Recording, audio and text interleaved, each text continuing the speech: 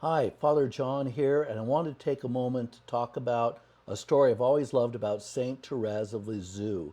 You should be looking at a picture of her from when she was about 15 years old, and she's dressed very nicely. A friend said that the last time she saw Therese before she went into Mount Carmel there in Lisieux, she was dressed in a dark green dress, and she was carrying a parasol, and she was digging her heel into the sidewalk. So what happened apparently is that Therese went with her dad and had a picture taken to remember her by before she went into Carmel. Now, if you're looking at the picture, you'll notice that there is this discoloration around her posterior. So apparently, the dress had what was called I think it's called a shoe or show, and it's like a big bow that fit on the back end of women's dresses in about 1890, which is when Therese went into the convent. But when she died, and they were putting out a photo of her before she went in because people got so interested in what her life is. This was the last picture they had of her as a young adult before she went in, actually like a teenager, before she went into Mount Carmel. But they thought that since everyone thought she was so holy, that if they saw that she had a big bow on her rear end, they would think that she was like a fashion queen and was too interested in worldly things.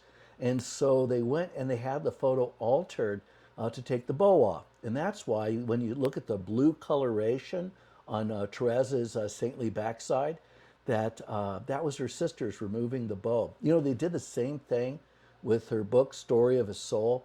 They went through the things that they thought, well, that didn't sound too saintly. Or when they sat around and they took quotes from her as she lay dying, they would certain things that they didn't let out that she said, like she said she understood why they didn't keep medication close to the bedside of dying people because in their pain it'd be too tempting just to take it all and end it all.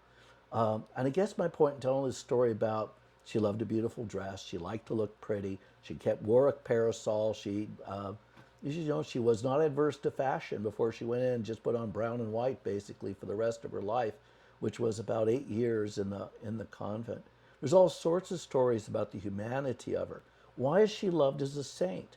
When we send out the novena and we have pictures of Saint Therese of Lisieux, the little flower, Saint Therese of the Child Jesus and the Holy Face. That was her religious name. You get the great piety and you get her strength and her discipline. But she is just a young woman in every respect because this is where sanctity comes from. Why we love Saint Therese is that she's just so like us. We hope that we can see sanctity in us. If we love people like Therese, maybe that will catch, and we'll find ourselves in the health of a great love of God and love of neighbor, which is the little way of Sir Saint Therese. So I don't know if a lot of people knew that story, but it's one of the things I found so deeply endearing about her. I hope you love her too.